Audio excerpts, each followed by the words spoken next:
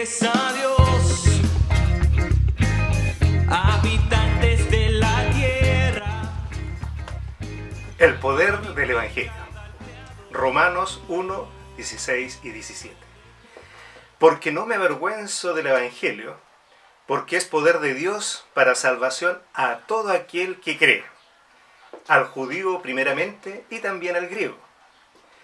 Porque en el Evangelio la justicia de Dios se revela por fe y para fe. Como está escrito, mas el justo por la fe vivirá. Mas el justo por la fe vivirá. Solo Christus, solus Christus, en latín, solo Cristo. La salvación se encuentra solo en Cristo. Y es gracias a Él que nos reunimos en esta mañana y le damos toda la honra y gloria a Dios. Porque Él nos dio este regalo maravilloso de la salvación, sin merecerlo, solo por gracia. Que es también una declaración, solo o sola gratia, solo por gracia. Así que vamos a dar la honra y la gloria a Dios con una alabanza que nuestros hermanos jóvenes siempre preparan con mucho amor y cariño. Así que, soli Deo gloria, o solo a Dios la gloria en esta mañana.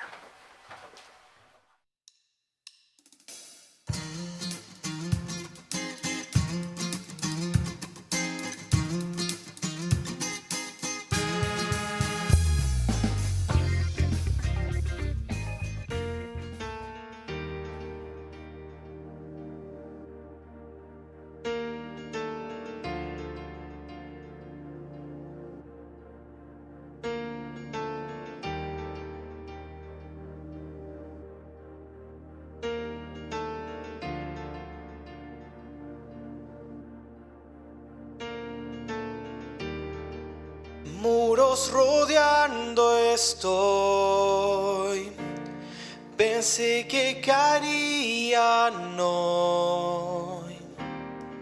Nunca me has fallado, Dios. La espera terminará. Sé que has vencido ya, nunca me has fallado, Dios.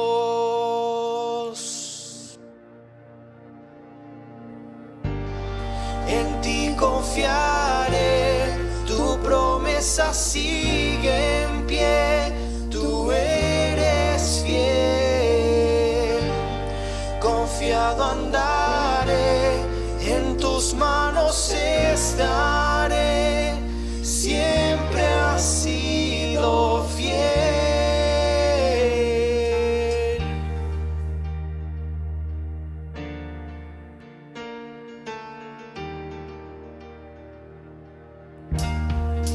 La noche acabará, tu palabra se cumplirá. Mi corazón te alabará.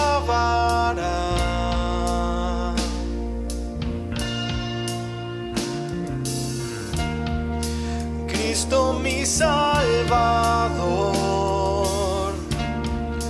cúbreme con tu amor. Mi corazón te alabará.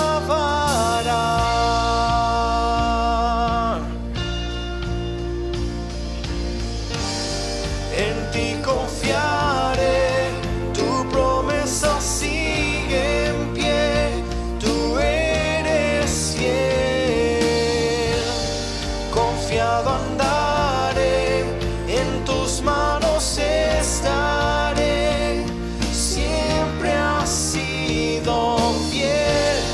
En ti confiaré, tu promesa sigue en pie, tú eres fiel, confiado andaré, en tus manos estaré, siempre has sido fiel.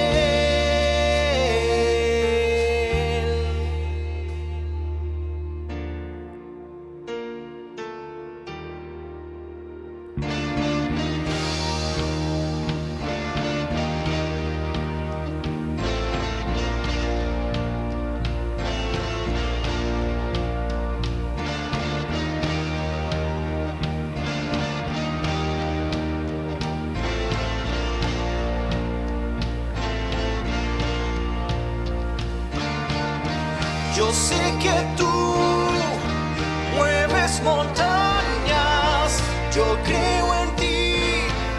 Sé que lo harás otra vez. Abriste el mar en el desierto, yo creo en ti.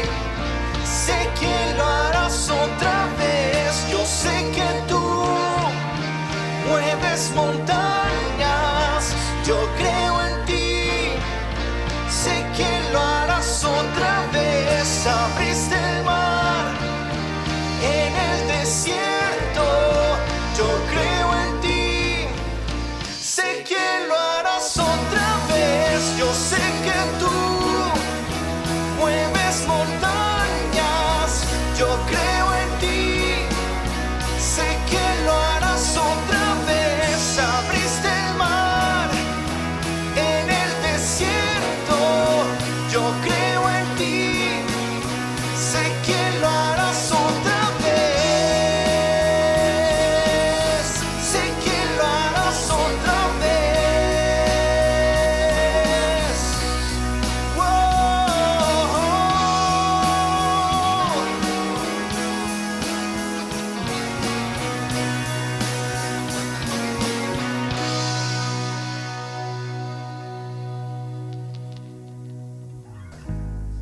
En ti confiaré, tu promesa sigue en pie, tú eres fiel.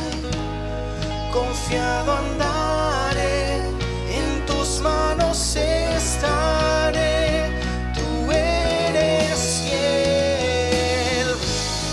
En ti confiaré, tu promesa sigue en pie, tú eres fiel. Confiado andaré, en tus manos estaré, siempre has sido fiel.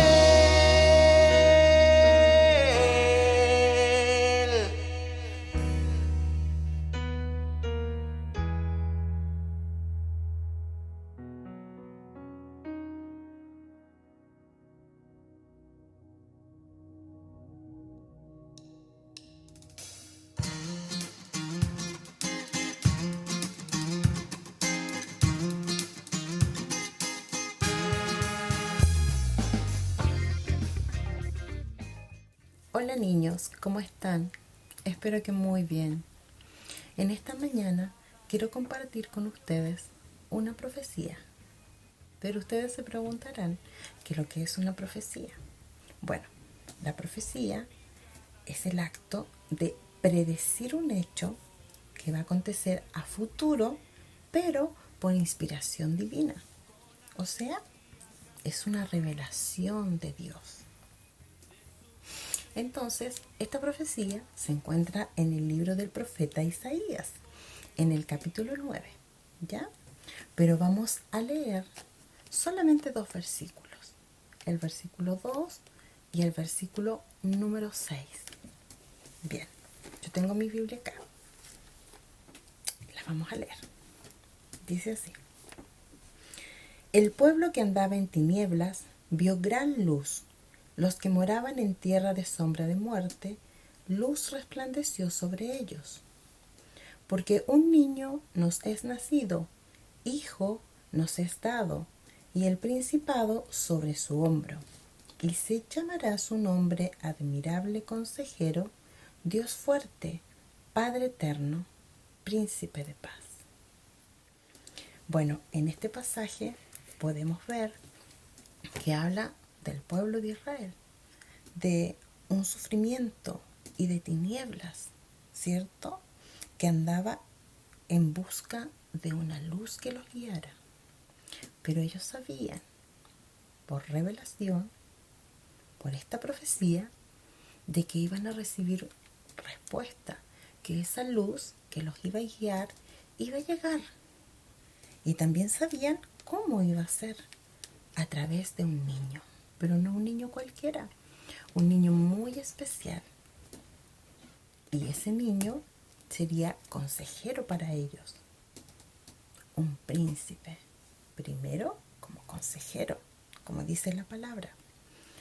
¿Qué es lo que se nos viene a la mente cuando escuchamos la palabra consejero? Una persona que te aconseja, o sea, que tiene mucha sabiduría. Es decir, un sabio. Y cuando piensas en eso, obviamente se te viene a la mente que es un ancianito de barbas largas y blancas y que sabe muchas cosas. Todo lo sabe. Pues bien, sí sabemos que Jesús era así, ¿cierto? En segundo lugar, vemos que será muy fuerte, o sea, que todo lo puede. Un Dios, un rey todopoderoso. En tercer lugar, vemos a este niño que va a nacer como un Padre eterno. Un Padre eterno, wow. ¿Qué se nos viene a la mente cuando pensamos en el Padre? Nuestro papá que nos ama, que nos cuida. Entonces, eso también es Jesús para cada uno de nosotros. Primero, para su pueblo. Pero en este momento, para nosotros, también es un Padre eterno. Así como consejero con gran sabiduría y fuerte, todopoderoso, porque tiene todo poder. Pero además, también es un príncipe de paz, que trae mucha paz a nuestra vida.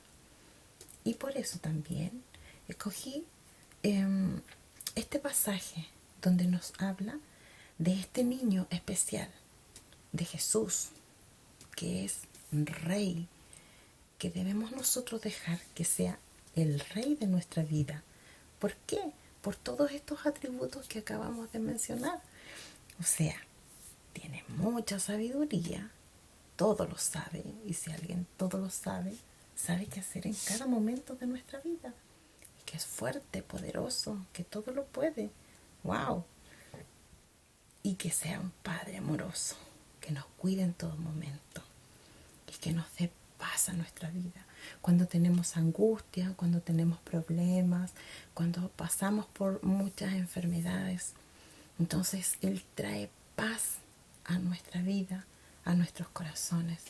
Y qué mejor que en este momento, donde estamos viviendo a nivel mundial una pandemia, una situación súper difícil para todo el mundo, no solamente para los adultos, para los niños, para la gente que antes estaba en la casa, ahora tiene que estar con toda su familia en la casa, para las personas que trabajan, no tienen su trabajo y tienen que guardarse en su casa por cuidarse. Ustedes saben que la salud está primero. Entonces debemos cuidarnos. Ustedes como niños, a los adultos, a los ancianos, todos debemos cuidarnos. Pero también pensamos con nuestra cabecita que podremos pasar este tiempo. Sí, podemos pasarlo con la ayuda de Jesús. Porque Él nos da la sabiduría para entender esta situación que estamos pasando. Y confiamos en Él porque Él es fuerte y es poderoso y puede cambiar toda esta situación. A lo mejor no hoy día, pero más adelante sí. ¿Ya? Y también como Padre amoroso que nos cuida y nos ama siempre. Y principalmente, además, es el tema de que nos da esa paz en todo momento y en toda situación. Y debemos nosotros confiar en eso, confiar en que Jesús nos da todas esas cosas, y no solamente al pueblo de Israel, sino a cada uno de nosotros, los que somos su iglesia, los que creemos en Él, niños, adultos, ancianos, todos los que quieran poner su confianza en Jesús pueden acceder a todo eso, lo que Dios es, a su soberanía. Solo debemos entregarle nuestro corazón y permitirle que Él sea el Rey de nuestra vida, así como dice este pasaje. Así como el pueblo de Israel lo esperó para que Él los gobernara con amor, nosotros también.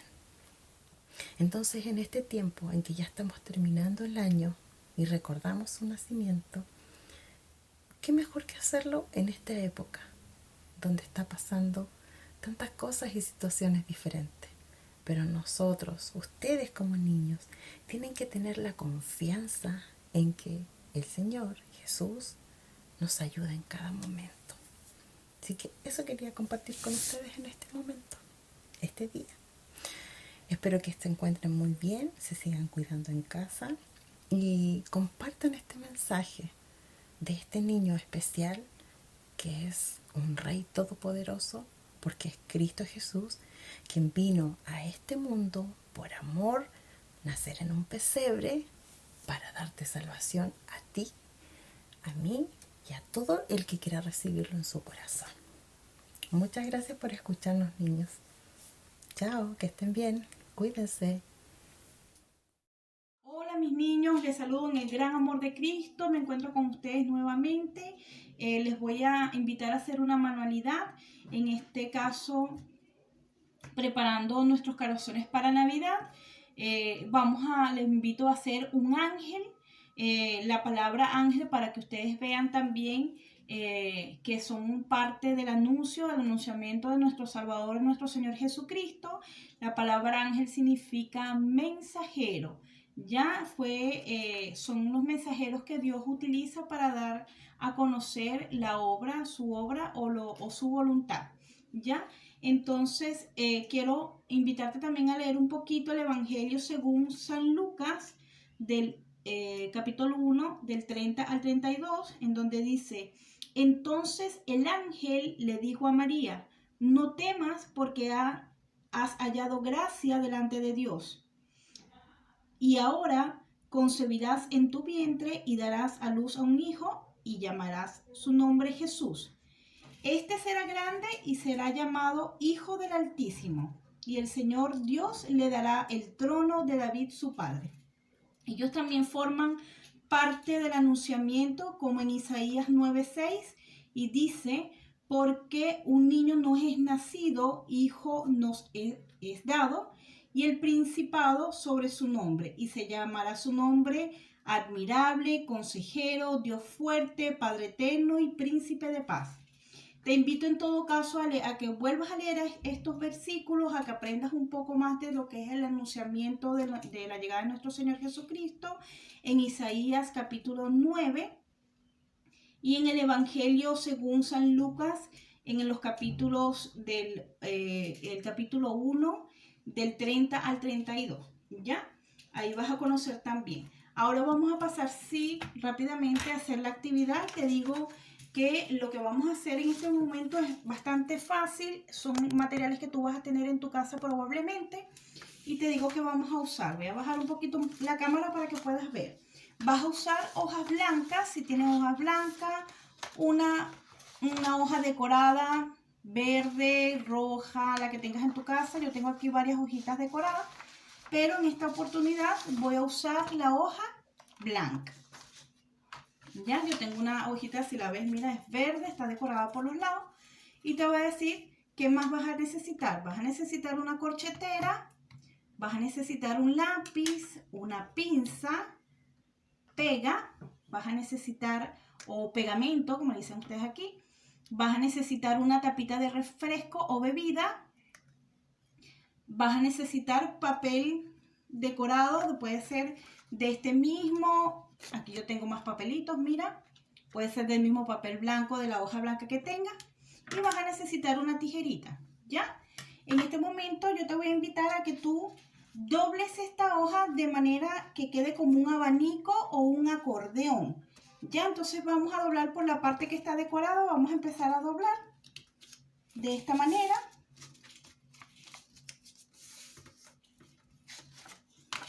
La volteamos y seguimos doblando, como haciendo un abanico. Aquí está. ¿Por qué un ángel? Porque ellos forman parte muy importante de los anuncios sobre la voluntad que quiere hacer nuestro Dios. Y de hecho, un ángel también anunció a María que iba a ser mamá. ¿Ya? Que iba a ser madre de nuestro Salvador. Entonces, este ángel lo puedes usar para decorar tu casa, para regalárselo a tus amigos. y para seguir enviando el mensaje a tus familiares, a tus tíos, a tus primos, ¿ya? Que no conozcan de Dios, también puede ser. Y si lo conocen también, es un bonito detalle. Mira, aquí tengo la hoja, prácticamente ya está doblada. En este momento, ¿qué vamos a hacer? Te dije que necesitábamos corchetera. ¿Ya? ¿Por qué? Porque esto, fíjate que aquí está la mitad, un poquito más arriba.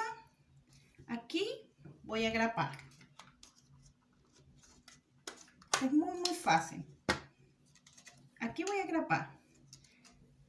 Fíjate aquí. Voy a quitar esto un poquito para acá para que lo veas. Fíjate aquí.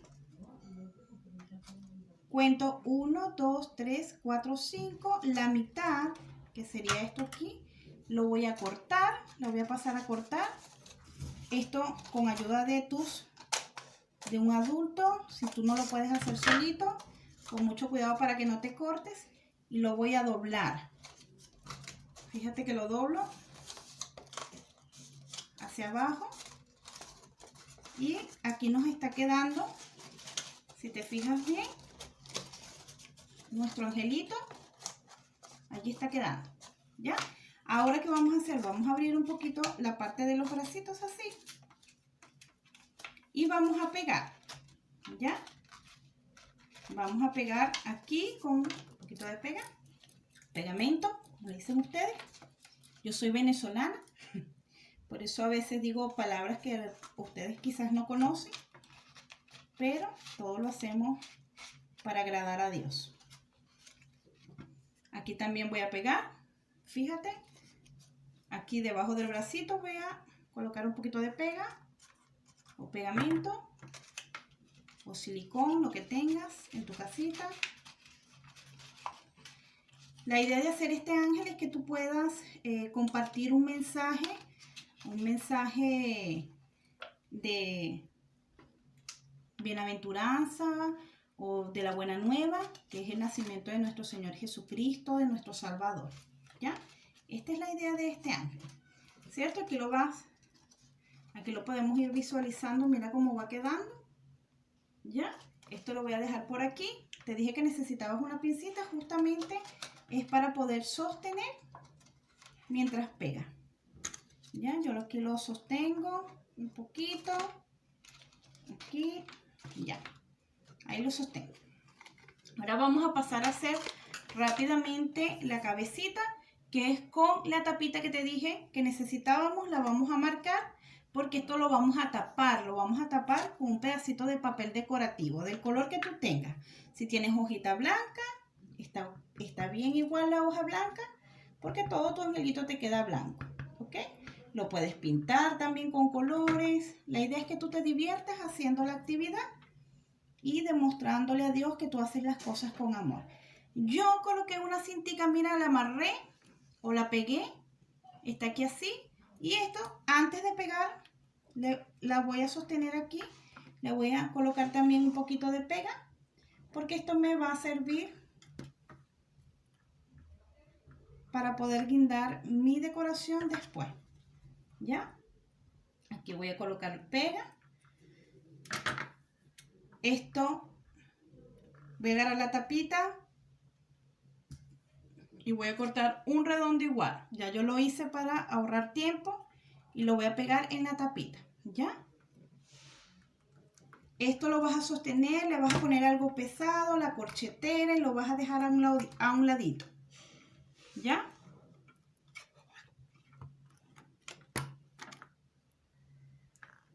¿Ok? Luego vuelvo a sacar mi angelito por aquí y le voy a pegar la cabecita así, de esta manera. No sé si lo ves, lo notas allí. Allí está. Aquí voy a pegar la cabecita. Mientras esto se va pegando, ya le voy a quitar esto para que tú vayas viendo. Mientras esto va pegando, yo voy a hacer el librito. Yo quiero que este ángel tenga un mensaje. Entonces, yo piqué un cuadrito de papel decorativo y voy a imprimir muy chiquitito aquí un mensaje y lo voy a colocar también lo pego, porque la idea de este angelito es que nosotros podamos dar las buenas nuevas de que nuestro Señor Jesucristo vino al mundo para salvarnos, ¿ya? Aquí está.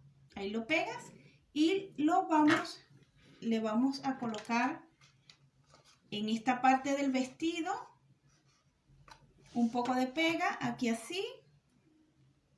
Lo pegamos y colocamos el libro con el mensaje, ¿ya? En todo el centro. Así va quedando nuestro ángel. De todas maneras, ya yo tengo un ángel terminado. Este lo voy a colocar por aquí, donde no se vea, por aquí. Muy bien. Tengo un ángel terminado. Yo lo hice, de hecho, con una hojita blanca antes. Y mira cómo queda nuestro hermoso ángel. Aquí está, si lo ves, tiene el mensaje. Y por ahora esto es todo. Yo les indico a ustedes que igual como los ángeles también podemos ser mensajeros, también podemos llevar la palabra, y te aliento siempre a hablar de Dios con tus amigos, a hablar de Jesucristo con tu familia. Te sigo alentando a leer la Biblia, conoce el verdadero significado de la Navidad y los quiero mucho. Nos vemos en una próxima oportunidad. Que estés muy bien y disfruta tu manualidad. Besitos.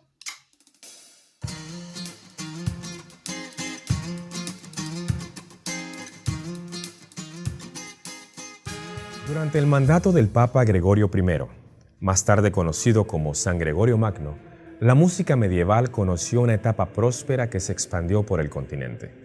Este Papa fue un gran impulsor, reformador y organizador de lo que hoy llamamos el canto gregoriano. Dentro de sus características se encuentran: era un canto monódico, compuesto por una sola melodía que se cantaba al unísono por todos los integrantes.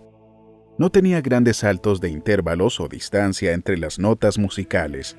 El idioma oficial de la Iglesia era el latín, por lo que las canciones también se cantaban en latín, y no siendo este el idioma vernáculo del pueblo, no se podían comprender las letras.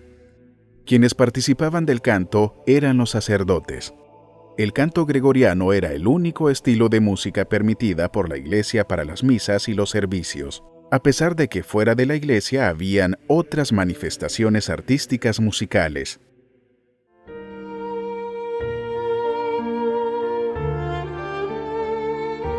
Todas estas características ponían una gran distancia entre quienes asistían a los servicios y el mensaje que se comunicaba allí, como lo expresara también Donald Hustad en su libro Regocijaos, cuando dice: el típico adorador entendía poco de lo que se decía o cantaba, ya que el servicio era en latín, su participación oral era casi nula. La Reforma. Pero el reformador Martín Lutero quería que el creyente común pudiera no solo participar del servicio, sino entender lo que allí se decía. Con esto en mente, propuso algunos cambios. Lutero era un amante de la música, tocaba el laúd y la flauta, cantaba con una voz de tenor ligero e incluso componía música. Estaba bien familiarizado con los estilos musicales de su época y utilizó sus variados talentos musicales e intereses para reformar la música religiosa y litúrgica de la emergente iglesia luterana. La influencia de Lutero en la música de la iglesia ha sido significativa. Tanto es así que se le podría considerar con justicia el padre de la música protestante en Alemania. Lutero el músico. Un legado que todavía se puede sentir en la música de hoy día es la creencia de Lutero que debe de haber un equilibrio entre el estilo de música simple y accesible y el uso de la lengua vernácula en el texto.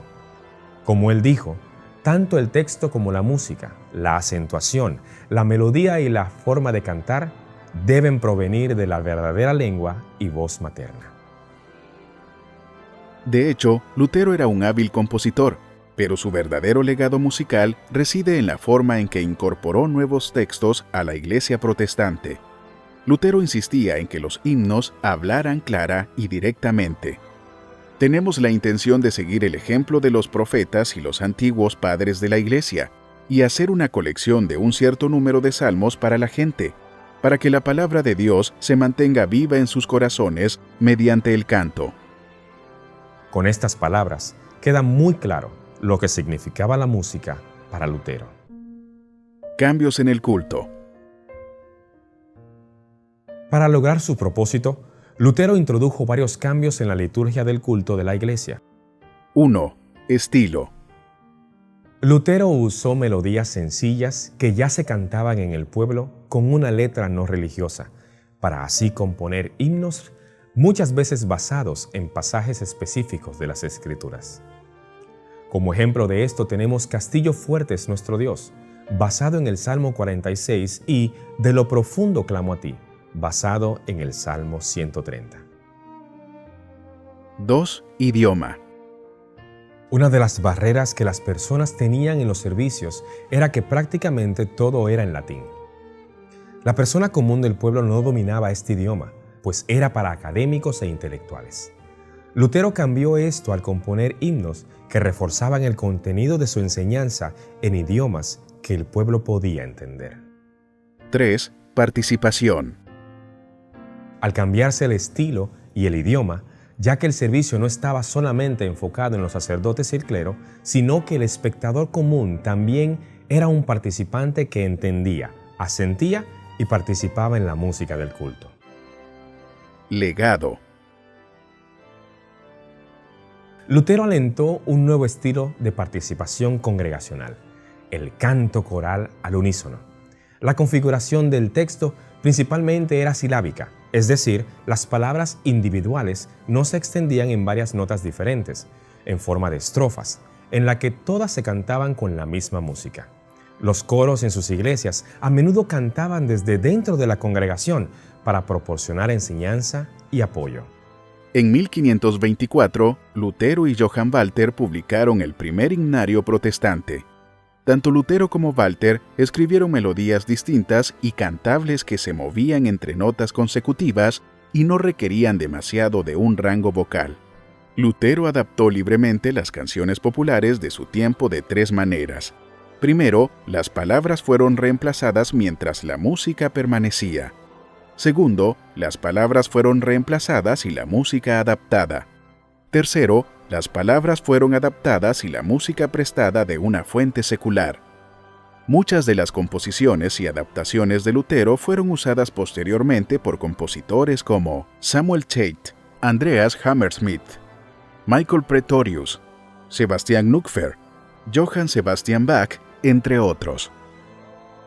La Reforma cambió la manera en cómo las personas comunes se acercaban a las Escrituras.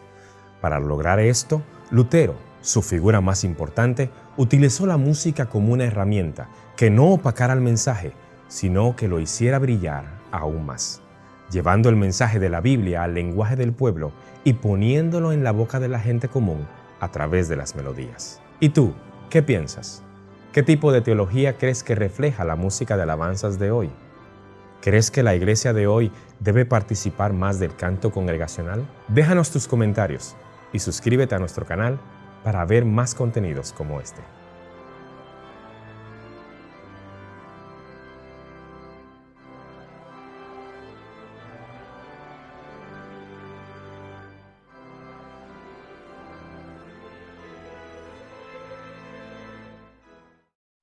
Pudimos ver este video especial que nos muestra la vida o la obra de Martín Lutero.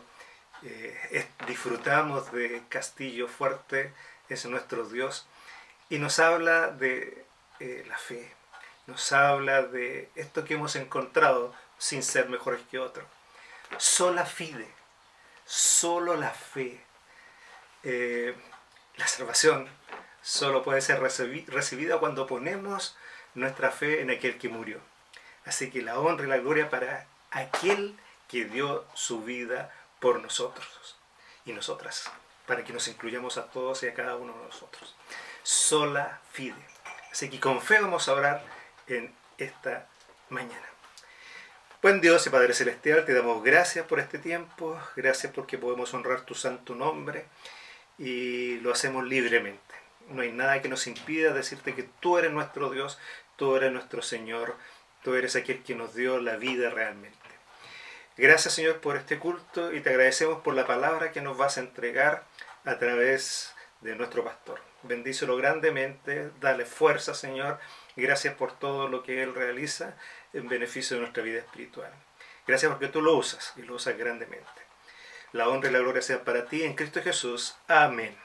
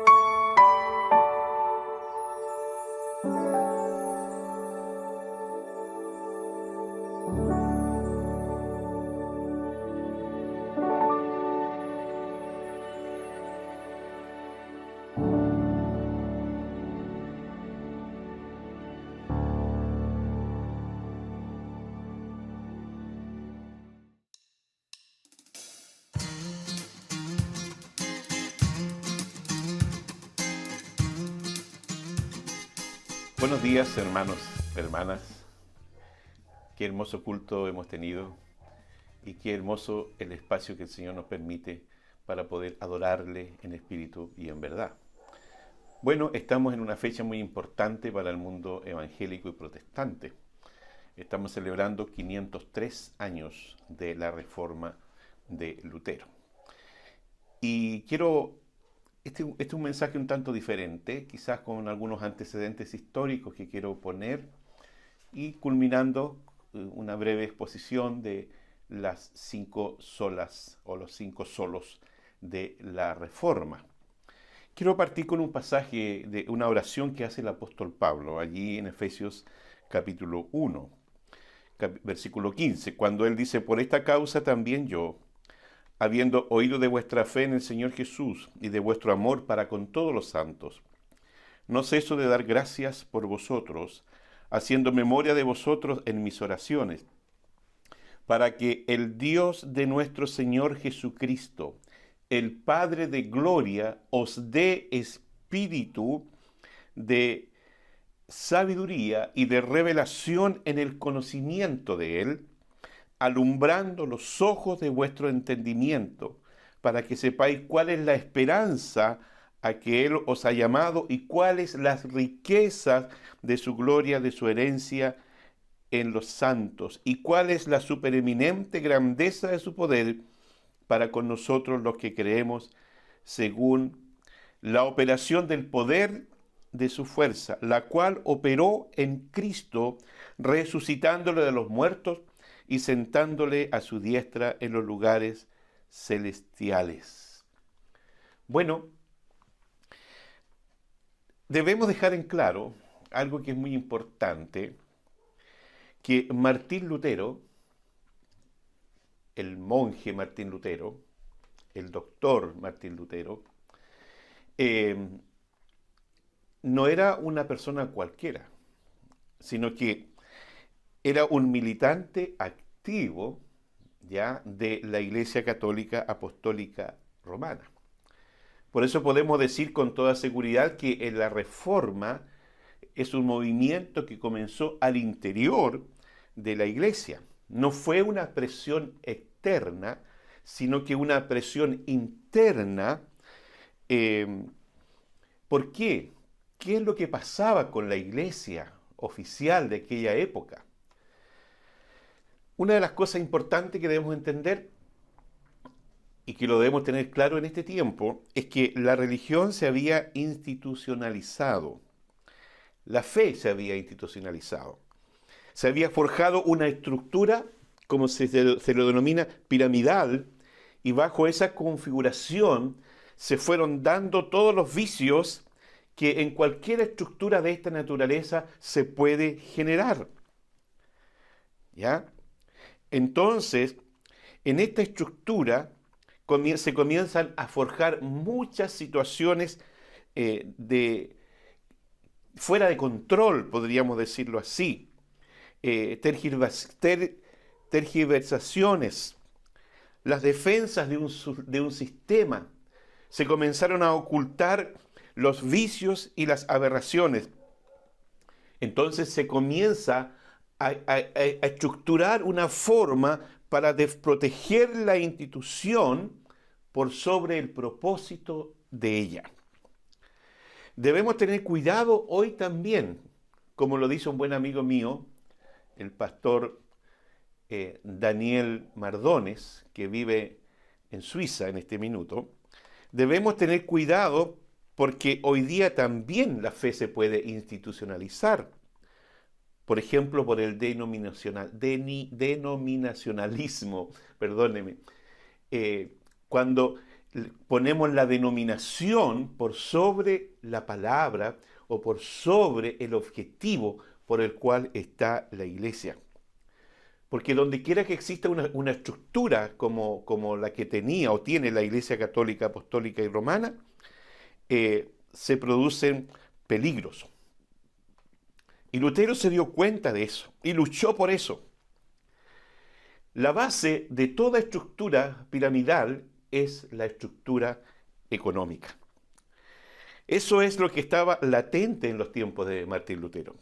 Había una separación muy distintiva entre el clero y el laos. El clero, los dirigentes con sus diferentes grados, finalmente, arriba de todo esto estaba el Papa. Entonces, en esta estructura, el pueblo estaba abajo, sin derecho a nada. Entonces, ellos hicieron esa separación del clero y el laos, por lo tanto, era totalmente elitista. Esta idea no era nueva, ellos lo sacaron de la cultura y del mundo griego, porque los griegos decían que la familia era un estorbo, porque no les permitía pensar, ¿ya? Y necesitaban su tiempo para dedicarse a pensar. De ahí tomó la Iglesia Católica lo que hoy se conoce como el celibato. El celibato no surgió de la Biblia, sino de la influencia griega. Entonces, Lutero no estaba solo en esto. Antes de Lutero hubo otros precursores que se dieron cuenta de lo que estaba ocurriendo al interior de la iglesia, todos estos vicios que se estaban leyendo, y empezaron a protestar, y empezaron a leer la Biblia y a compararla con el accionar de la iglesia, y se dieron cuenta que estaban errados. Se dieron cuenta de todas las anomalías que estaban dentro del accionar de la iglesia. Por ejemplo, lo que ya mencioné, el celibato, la infalibilidad del Papa, la adoración a las imágenes, en general, la corrupción que veían dentro de la iglesia. Y eso es producto de una estructura piramidal, como ya lo hemos dicho, porque el control en esta estructura es férreo. El poder que se ejerce es tan férreo que pronto comenzaron los intentos reales de acallar esas voces. Por ejemplo, como les dije, hubo otros precursores antes de Lutero que también se dieron cuenta de esto, y uno de ellos fue Juan Hus, quien fue quemado en la hoguera por orden del emperador por no retractarse de sus palabras. Bueno, en este contexto aparece Lutero, que entre paréntesis su padre quería que él fuera un abogado. Y estando en la facultad de teología, de la universidad, Lutero se cambia a la facultad de teología, porque había algo en él que lo llamaba, lo inspiraba a buscar, ¿no es cierto?, un conocimiento de Dios diferente. Bueno, Lutero estudió leyes en la Universidad de Erfurt, y en el año 1505 él se unió a los monjes agustinos después de un dramático voto durante una fuerte tormenta, y Lutero fue ordenado el año 1507 y después de estudiar teología fue enviado por su orden a la Universidad de Wittenberg para enseñar ética cristiana. En el año 1510 o 1511 se dice que visitó Roma, encomendado por su orden, y en el año 1512 se convirtió en doctor en teología y profesor de estudios bíblicos en Wittenberg. Así él llegó a ser un teólogo graduado de la Universidad de Erfurt. Después que llegó de la Universidad de Wittenberg. Pero algo pasó en la universidad. Se encontró con la Biblia. Y este es el gran punto que hay que señalar como el inicio, el comienzo digamos, de la reforma que Lutero comenzó a hacer, y paralelo a eso en Suiza, Juan Calvino, que ellos hablaban sobre el libre examen de las Escrituras. Después de una larga crisis espiritual, Lutero finalmente comprendió la naturaleza del juicio de Dios, comenzó a rechazar toda la teología basada únicamente en la tradición y enfatizó la comprensión y la experiencia personal de la palabra de Dios. Vale decir, se le alumbró el entendimiento, como Pablo ora aquí en la lectura inicial. Creyó que todas nuestras acciones provienen de Dios. El descubrimiento que Dios salva al pecador fue siempre decisivo para él. Que no somos salvos por nuestras obras, sino por la gracia y a través de la fe en Cristo Jesús. La visión de Lutero se hizo ampliamente conocida cuando él publicó las 95 tesis en la puerta de la Catedral de Wittenberg, donde atacó la enseñanza sobre la venta de indulgencias y las preocupaciones materiales de la Iglesia, pero también hizo un gran contraste entre los tesoros de la Iglesia y la verdadera riqueza de la Iglesia, que es el Evangelio. Eso es lo que él hizo. Se puso a estudiar la Biblia y al poco andar del estudio de la Biblia comienzan a aparecer ante sus ojos todas esas anomalías que ya lo hemos dicho y toda la corrupción que había dentro de su propia iglesia, y él comienza a alzar su voz con la intención de reformar su iglesia. El objetivo de él no era formar una nueva iglesia, era reformar su iglesia. Nunca estuvo en sus planes crear una nueva iglesia. Él quería que sus superiores cambiaran y por ende toda la iglesia. Quería reformar el catolicismo, pero fue imposible. Se tiró de cabeza en contra de la venta de indulgencias. Esa venta, hermanos y amigos, era la base de la economía de la iglesia. Pero entonces, ¿qué? Ahí comienza una persecución brutal contra Lutero, que si no es por el emperador alemán Federico de Sajonia, quien lo escondió en su castillo por un año para protegerlo que lo mataran, ese tiempo él usó para traducir la Biblia al alemán y se la regaló a su anfitrión. Entonces, como no fue posible reformar la iglesia, se crea entonces lo que hoy día se denomina el protestantismo. Bueno, eso de que fue guardado en el castillo, como les mencioné, fue posterior al 31 de octubre del año 1517, cuando era la víspera de la fiesta de Todos los Santos, que hasta el día de hoy se celebra. Las estrategias de Dios son muy especiales y Lutero usó una estrategia muy importante, pero él nunca se imaginó que esta estrategia iba a tener una repercusión tan grande como la que tuvo. En aquella época, como era el Día de Todos los Santos, iban a llegar gente de todos los lugares a ver allí, ¿no es cierto?, a sus deudos, a los cementerios locales. Entonces él aprovechó esta instancia para clavar estas 95 tesis allí en la puerta de la catedral. Ahora, ¿cuál era el objetivo? ¿Cuál era el objetivo?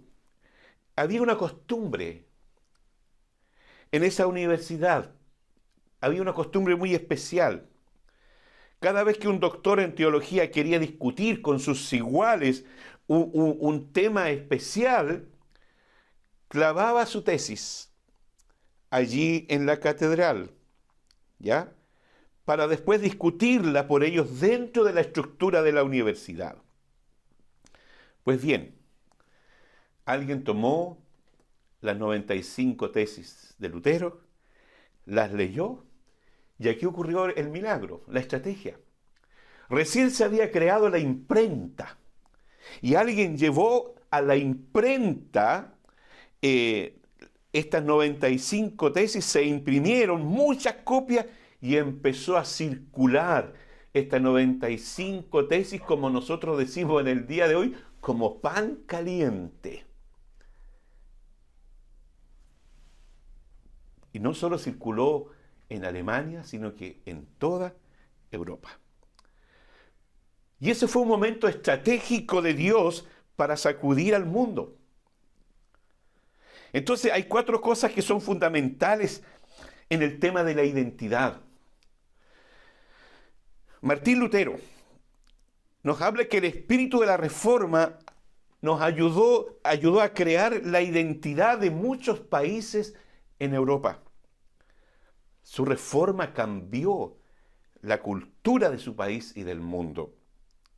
Entre paréntesis, hay un musical muy importante que sería bueno que usted lo pudiera ver en YouTube sobre los 500 años de la Reforma.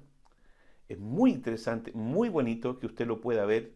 Búsquelo y se va a quedar impresionado por el aporte que también Lutero le hizo a la música. Fíjese que toda esta reforma nos habla de 4 cosas. Nos habla nos habla de la libertad de conciencia.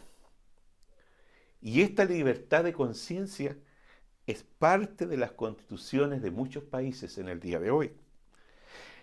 Nos habla de las libertades civiles, de la responsabilidad individual y del auge de la democracia. Todo esto es a partir de ¿qué? Del libre examen de las Escrituras. Cuando se le pidió a Lutero que se retractara, como le pidieron a otros, y que como a Juan Hus le costó la muerte en la hoguera, como ya lo dije, él dijo: es imposible que yo me pueda retractar. Porque él declaró que su conciencia ya no estaba cautiva a la estructura denominacional católica, sino que estaba cautivada a la palabra del Señor. Y él dijo lo siguiente: allí en el interrogatorio histórico que se le hizo en la dieta de Worms, él dijo lo siguiente, comillas: al menos que se me convenza mediante testimonio de las Escrituras y con claros argumentos de la razón, porque no le creo ni al Papa ni a los concilios, ya que está demostrado que a menudo han errado y se contradicen entre ellos. Estoy vencido, pero por los textos de las Sagradas Escrituras que he citado, y mi conciencia está ligada a la palabra de Dios.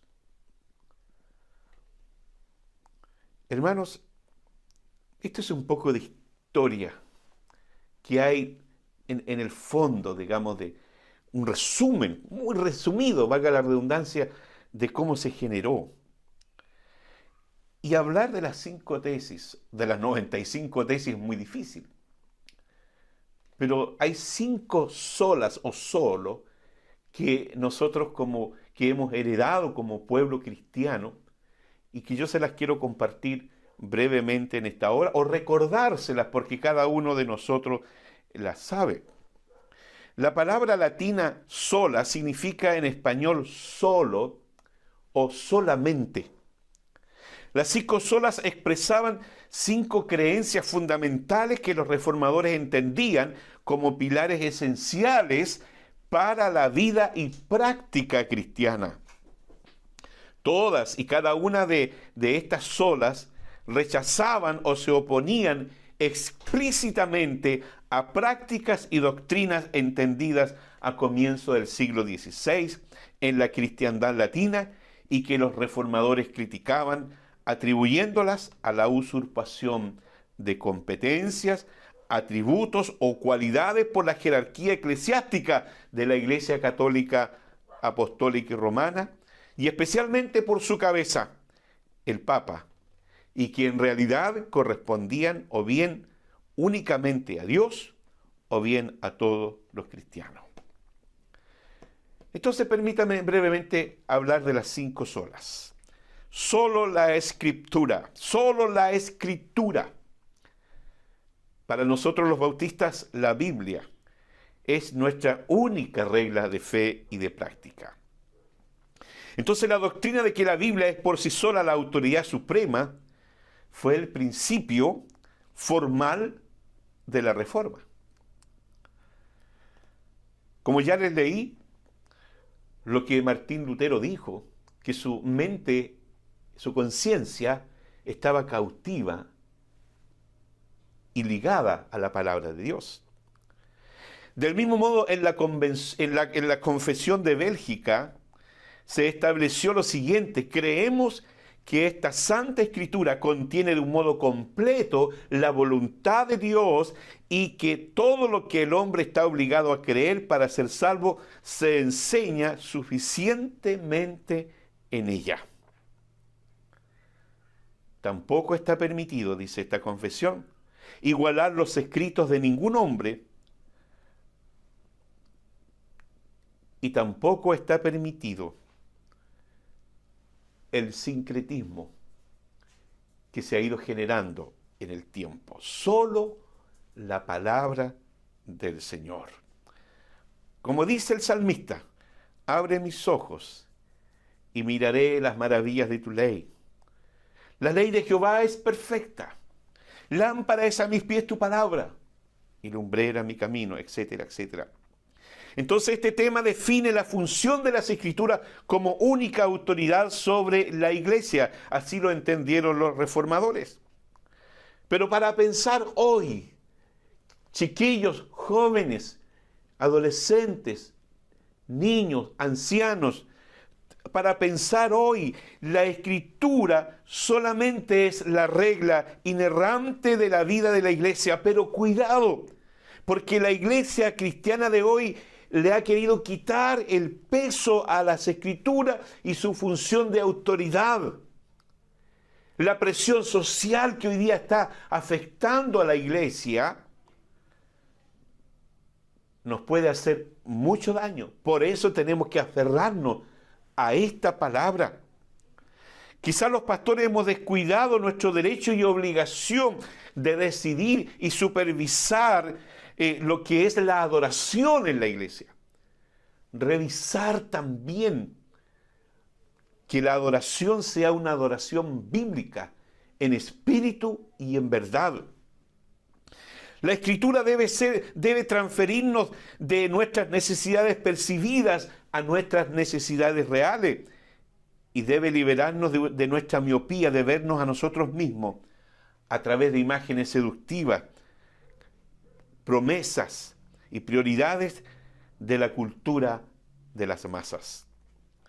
La única manera de comprender correctamente, comprendernos a nosotros mismos, es a través de las Escrituras. Por lo tanto, la Biblia debe seguir siendo enseñada como texto básico en nuestras congregaciones. Primera conclusión. Afirmamos, por lo tanto, que la Escritura inerrante es la única fuente de revelación divina escrita, la cual es lo único que puede regir nuestra conciencia. En segundo lugar, la otra sola o el otro solo es sola fide, solo por la fe. Como dice la palabra, justificados pues por la fe tenemos paz para con Dios. El principio material de la Reforma entonces fue también la justificación solamente por la fe. La Confesión de Fe de Westminster, que establece en el año 1647 lo siguiente: la fe es así recibida y reposada en Cristo y su justicia es el único instrumento de justificación, aunque no actúa sola en la persona justificada, sino que está siempre acompañada de todas las demás gracias salvíficas, no siendo una fe muerta, sino más bien una fe que obra por el amor. Confesamos entonces que la entrada que tenemos a los grandes tesoros y riquezas de la bondad de Dios, solamente podemos entrar por medio de la fe, no por medio de las obras. Algunos textos bíblicos dicen que Abraham creyó a Dios y le fue contado por justicia. Sabed, por tanto, que los que son de fe, estos son hijos de Abraham. Y la Escritura, previendo que Dios había de justificar por la fe a los gentiles, dio de antemano la buena nueva a Abraham diciendo: en ti serán benditos todas las naciones de la tierra. De modo que los de la fe somos bendecidos con el creyente Abraham. Dice la palabra: maldito todo aquel que no permaneciera en todas las cosas escritas en el libro de la ley para hacerla, y que por la ley ninguno se justifica para con Dios. Evidente, porque el justo por la fe vivirá. Este entonces lema define cuál es el medio único por el cual se puede alcanzar la salvación. El objeto de la fe es Cristo. Y esa fe nos es dada por gracia. Ese fue el aspecto crucial de la Reforma. Martín Lutero fue liberado de sus tormentos de conciencia allí en el convento cuando se autolaceraba buscando justificación. Cuando él leyó en la Escritura: el justo por la fe vivirá. Se abrieron, se le alumbró el entendimiento, como Pablo estaba orando aquí. Se le alumbró la ampolleta, podríamos decir. Eureka, podemos decir en el día de hoy. Entonces, ¿qué es lo que descubre Lutero? Que la justificación es a través de la gracia solamente, por fe solamente y debido a Cristo solamente. Este es el punto por el cual la iglesia se mantiene en pie o cae. Segunda conclusión: reafirmamos que la justificación es por gracia solamente por medio de la fe en Jesucristo. Negamos que la fe salvadora emerge del corazón del hombre pecador. La fe salvadora es un don de Dios, y como tal es solo Dios quien lo da libremente a todo aquel que le recibe como único Señor y Salvador. En tercer lugar, solo gratia, solo por gracia. La salvación es solo por la gracia de Dios. Un clamor central de la Reforma fue: pero si la salvación no es por obra, es por gracia de Dios. Aunque la Iglesia romana enseña que la misa es un sacrificio que es verdaderamente propiciatorio y que por medio de la misa Dios nos otorga la gracia y el don de la penitencia, remite nuestras faltas e incluso nuestros enormes pecados, los reformadores regresaron a la doctrina bíblica de la salvación por gracia solamente mediante la fe. Y esto no de nosotros, dice la Escritura, pues es don de Dios. Nuestra postura justificada ante Dios es imputada por la gracia a causa de la obra redentora de Jesucristo nuestro Señor. En contraste con las doctrinas de mérito personal impartido por Roma, la Confesión Bautista del año 1689 dice lo siguiente: Cristo por su obediencia y muerte saldó totalmente la deuda de todos aquellos que son justificados, y por el sacrificio de sí mismo en la sangre de su cruz, sufriendo en el lugar de ellos el castigo que merecían, hizo una satisfacción adecuada, real y completa a la justicia de Dios en favor de ellos. Sin embargo, por cuanto Cristo fue dado por el Padre para ellos, y su obediencia y satisfacción fueron aceptadas en lugar de ellos, y ambas gratuitamente, y no por nada en ellos, su justificación es solamente de pura gracia, a fin de que tanto la precisa justicia como la rica gracia de Dios fueron glorificadas en la justificación de los pecadores. Como dice el apóstol Pablo, en este hermoso himno de allí de Efesios capítulo 1, él dice: bendito sea el Dios y Padre de nuestro Señor Jesucristo, quien nos bendijo con toda bendición espiritual en los lugares celestiales en Cristo, según nos escogió en Él antes de la fundación del mundo, para que fuésemos santos y sin mancha delante de Él, en amor, habiéndonos predestinado para ser adoptados hijos suyos por medio de Jesucristo, según el puro afecto de su voluntad, para alabanza de la gloria de su gracia, por la cual nos hizo aceptos en el amado, en quien tenemos redención por su sangre, el perdón de pecados, según la riqueza de su gracia, que hizo sobreabundar para con nosotros en toda sabiduría e inteligencia. Efesios 1, 3 al 8. Este lema entonces define el fundamento sobre el cual Dios acepta a los hombres.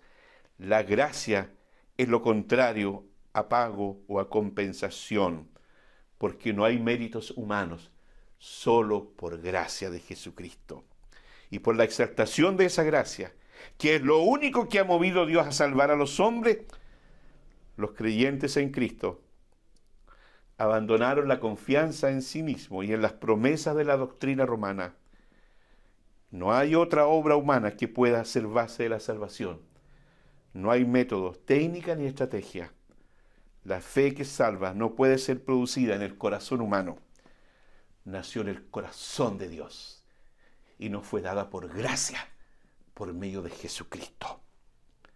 La gracia de Dios en Cristo no es solamente necesaria, sino que es la única causa suficiente de salvación. Tercera conclusión, reafirmamos que en salvación somos rescatados de la ira de Dios solamente por su gracia y el trabajo sobrenatural del Espíritu Santo, que nos convence de pecado, de justicia y de juicio, y nos trae a los pies de Cristo, quien con su gracia nos atrae a sí mismo y por su sangre nos limpia de todo pecado. Gloria a Dios. En cuarto lugar, la cuarta sola, solo por Cristo. Y no puede ser de otra manera.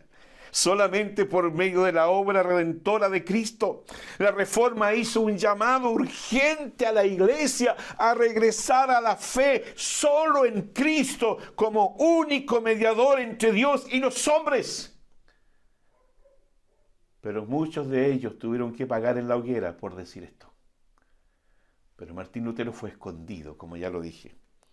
Mientras la Iglesia romana mantuvo que hay un purgatorio y que las almas que son detenidas allí son ayudadas por las oraciones intercesoras de los feligreses y las misas, etcétera, etcétera. La Biblia dice que solo por Jesucristo somos salvos. Porque hay un solo Dios y un solo mediador entre Dios y los hombres, Jesucristo hombre, el cual se dio a sí mismo por rescate por todo, de lo cual dio testimonio a su debido tiempo, el cual nos ha librado de la potestad de las tinieblas y trasladado al reino de su Hijo amado, en quien tenemos redención por su sangre, el perdón de pecados, y Él es la imagen del Dios invisible, el primogénito de toda creación, porque en Él fueron creadas todas las cosas, y las que hay en los cielos y las que hay en la tierra, visibles e invisibles, sean tronos, sean dominios, sean principados, sean potestades, todo fue creado por medio de Él y para Él. Y Él es antes de todas las cosas, y todas las cosas en Él subsisten, y Él es la cabeza del cuerpo, que es la iglesia. Él que es el principio, el primogénito entre los muertos, para quien todo tenga la preeminencia. Este lema, hermanos, define el origen y el objeto central de la fe cristiana. Los reformadores se opusieron a exaltar cualquier cosa que no fuera la suficiencia de Cristo. Ningún ritual, ninguna institución, ningún individuo puede ni debe ser motivo de confianza, sino solo Cristo. Ningún proyecto, ninguna visión, ningún santo,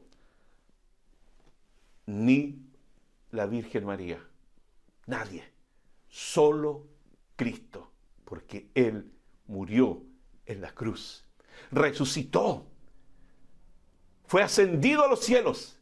Está a la diestra del Padre, preparando lugar para usted y yo. Por eso Él dice, no se turbe vuestro corazón. Creéis en Dios, creed también en mí. En la casa de mi Padre muchas moradas hay. Voy pues a preparar lugar. Cristo es el que está preparando ese lugar para todo aquello que hemos entregado nuestra vida. Por eso Él concluye diciendo, yo soy el camino, yo soy la verdad y yo soy la vida. Nadie va al Padre sino por mí. Cuarta conclusión, reafirmamos que nuestra salvación es obtenida por la pura gracia de Dios, por medio de la fe y el arrepentimiento en la obra y redentora de nuestro Señor Jesucristo. Y en quinto lugar, soli Deo gloria, solo a Dios la gloria. Solamente se le debe dar la gloria a Dios en la salvación de los pecadores. Como dice el himno, gloria cantemos al Redentor, que por nosotros vino a morir. El propósito de la salvación que recibimos es glorificar a Dios, poner de manifiesto las excelencias o virtudes de su carácter. La Reforma recuperó la enseñanza bíblica de la soberanía de Dios sobre todos los aspectos de la vida del creyente. Toda la vida debe ser vivida para la gloria de Dios. Como pregunta el Catecismo Menor de Westminster, ¿cuál es el fin principal del hombre? El fin principal del hombre es el de glorificar a Dios y gozar de Él para siempre.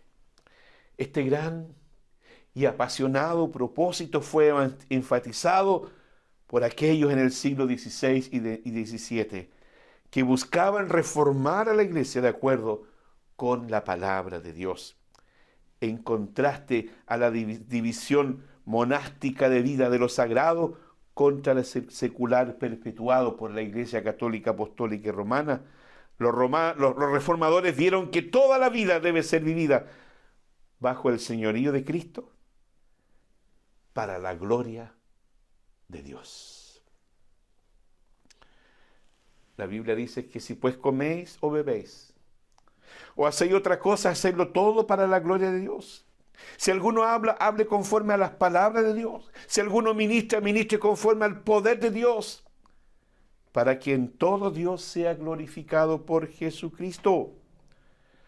Amados, esta es la segunda carta que os escribo, dice la Biblia, y en ambas despierto con exhortación vuestro limpio entendimiento.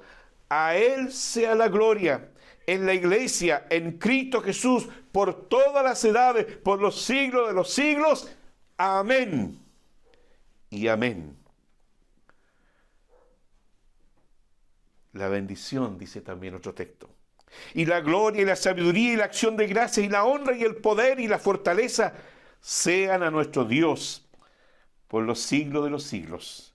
Amén. Porque de Él y por Él y para Él son todas las cosas. A Él sea la gloria. Amén y amén.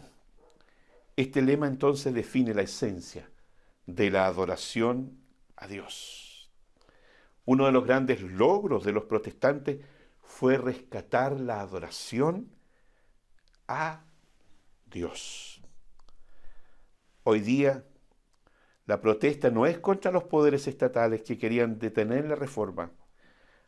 La protesta de hoy día es contra la tolerancia de las iglesias evangélicas contemporáneas ante la degradación del cristianismo bíblico. Y esa degradación ha venido en la medida en que los principios expresados en las 5 solas han sido violados. La iglesia debe recuperar su autoridad espiritual. La iglesia debe volver a centrarse en la palabra, a centrarse en Dios.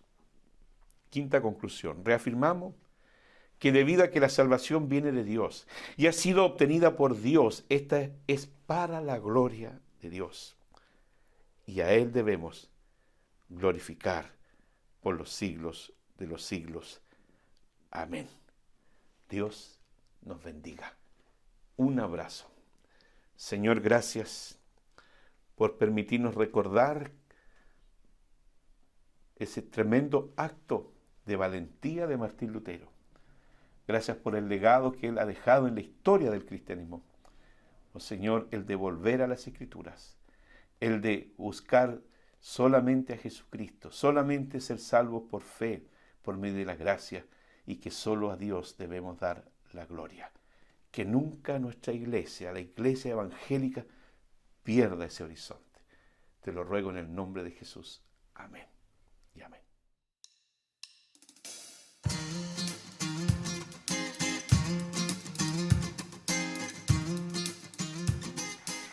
Ha sido un culto maravilloso, un culto donde damos la honra y la gloria a Dios, sola Deo Gloria. Y también vamos a decir en este tiempo de latín, sola Scriptura, o solo la Escritura, solo la palabra de Dios, nada fuera de ella para lo que dice relación en nuestra vida espiritual, en nuestro conocimiento del Señor. Toda la Escritura es inspirada por Dios y útil para enseñar, para redarguir, para corregir, para instruir en justicia, a fin de que el hombre de Dios sea perfecto, enteramente preparado para toda buena obra. Sigamos leyendo la bendita palabra del Señor, sigamos escuchando los devocionales que nos envía diariamente nuestro pastor, sigamos creciendo en esta bendita palabra. Sola Escritura. La honra y la gloria sean para Dios.